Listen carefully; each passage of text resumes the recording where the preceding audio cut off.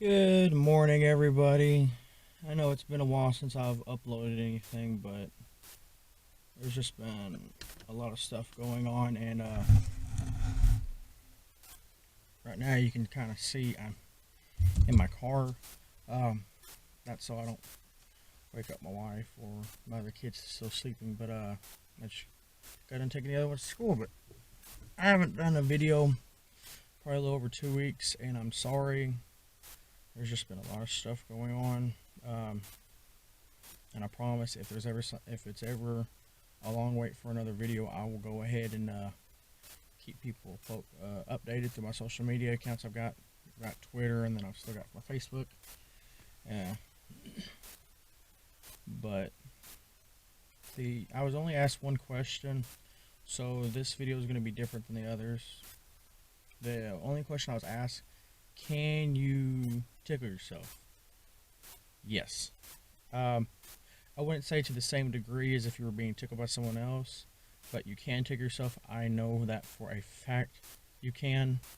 Um, Now, everyone is different, everyone's unique, but um, like people are ticklish under their arms, on their stomach, on their neck.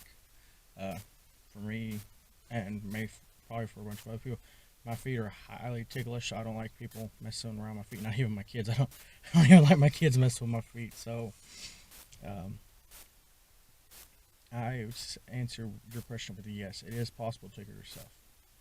Um, and then I've got two more things that I've been wanting to talk about for quite a while.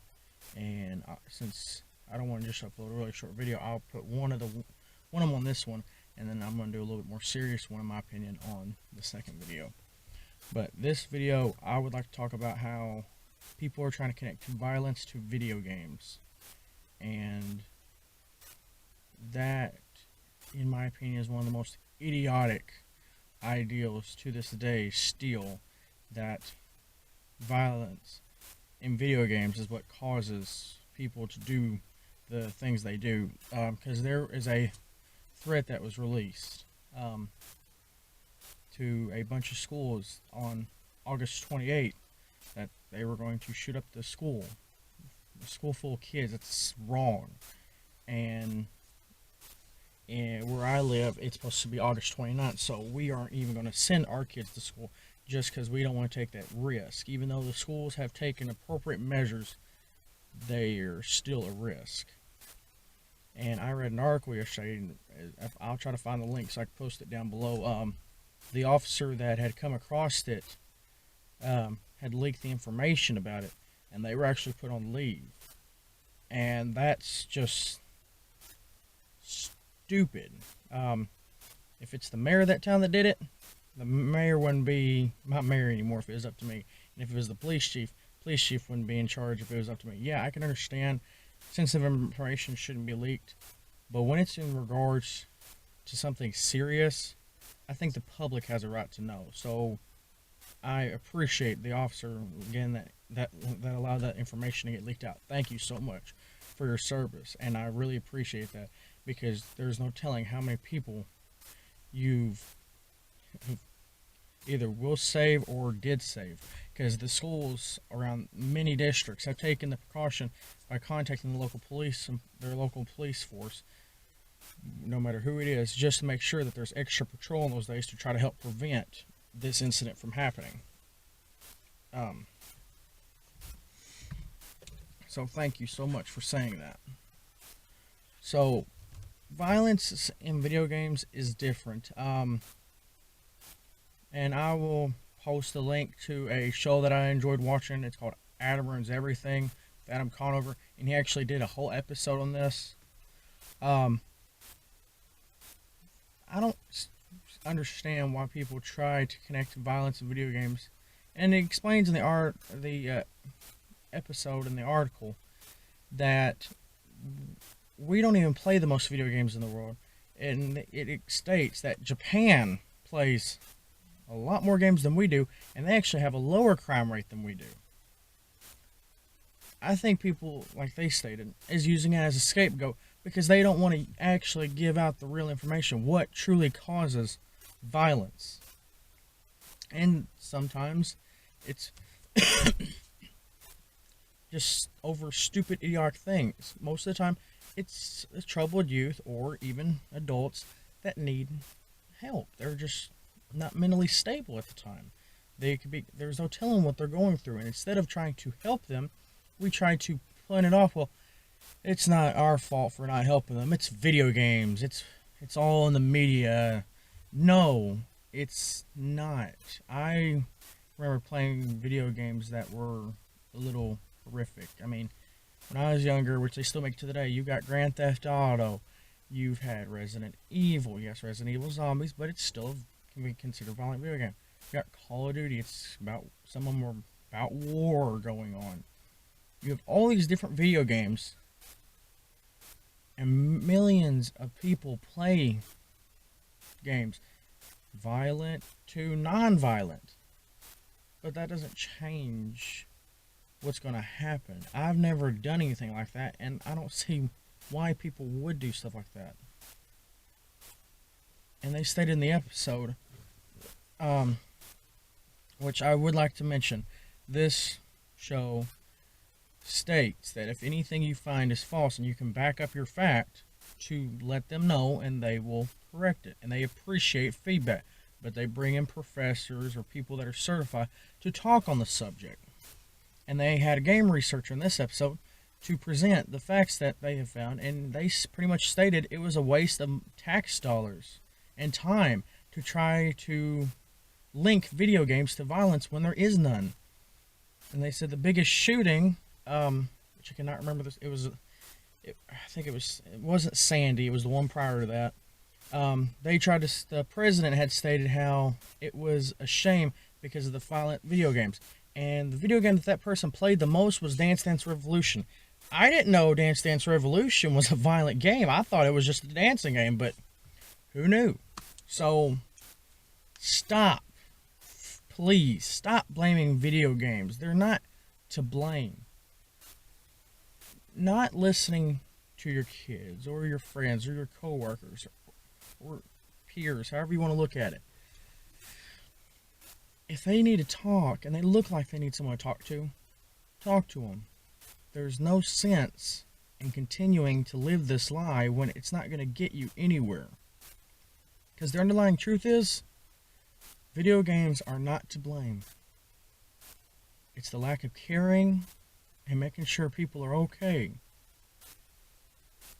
So, what's it going to take for everyone to realize violent video games is not the answer? And I hear this subject all the time, and it really aggravates me to hear it when it's not true. In the episode, they had mentioned Fortnite, and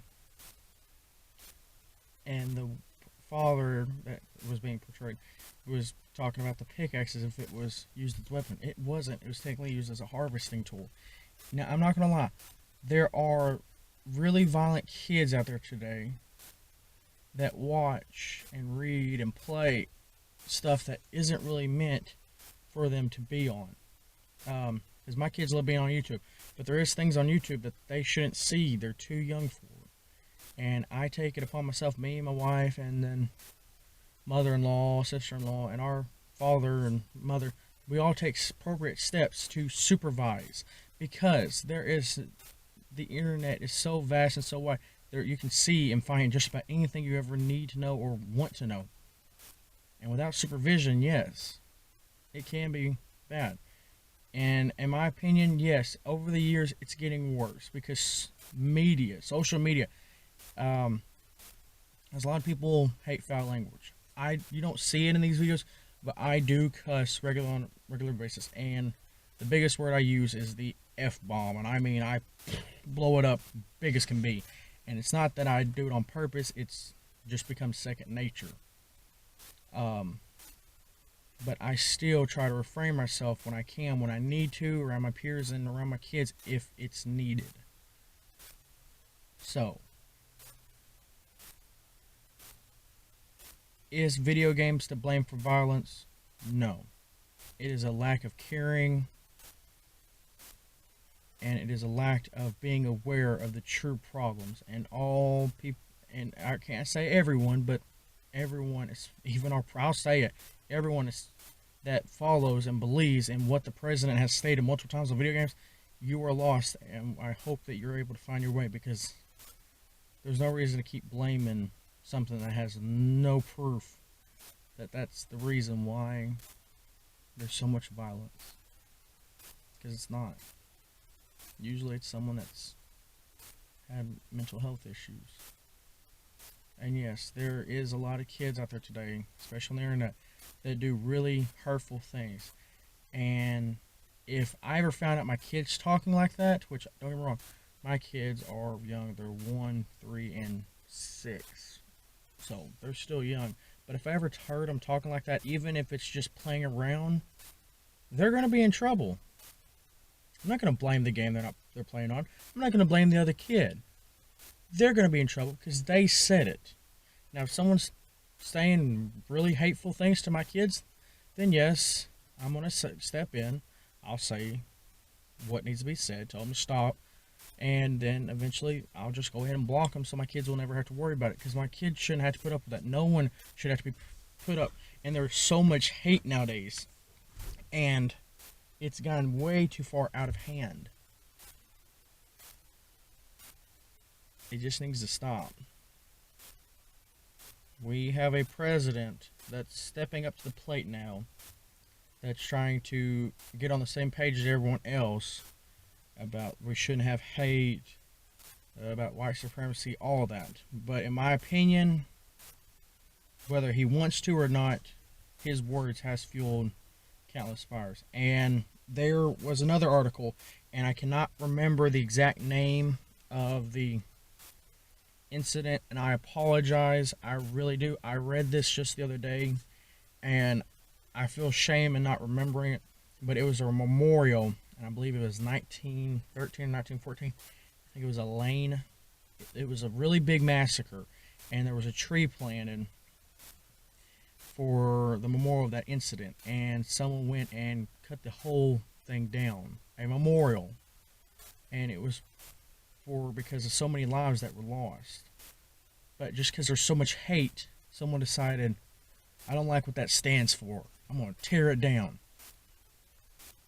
If I knew who that was, I would personally turn them in, and I'd make sure they sit out a life sentence, because that is totally uncalled for. Whether you stand by something or you're against something, never, ever tarnish a memorial. There's no sense in it. Because what that represents is people's lives. Depending on what type of memorial is, it represents people or their lives. And what they stood for or what was lost. And those people didn't do nothing to you, so they don't deserve disrespect to that extent. And I know this has trailed off a little bit, and I apologize. But it bothers me. So, please stop blaming video games for violence. And if you're a parent watching this, please watch what your kids are reading or watching and hearing, because minds are shaped by their environments. And media's gotten out of hand. You don't know what to believe anymore, because so much has been twisted and spun to grasp our attention. That's why I don't watch the regular news. I try to find news articles, and I try to look into it to see if they're real or not. And I usually watch Trevor Noah and Saturday Night Live occasionally. And I know it's not just straight news media, but it is in a comedic way, and that's what I like to watch and look into, because it's a way that actually grasps my attention, so I can actually focus and see what's being said. So, that is my standpoint on if you're ticklish. The answer is yes. How I feel about violence in video games is none. There's no link. And how I feel about the recent incident with the memorial being tarnished. Everyone on planet Earth, everyone in the United States, whether you live here or you live somewhere else, whether you stand by the president or you're against the president, There's no reason for all this hate. It's time for us to just step up to the plate and work together. Because if not, sooner or later it's going to be too late, and we're going to be paying for the consequences. And we're not going to be able to blame anyone but ourselves. So, I will see you in the next video. Y'all have a good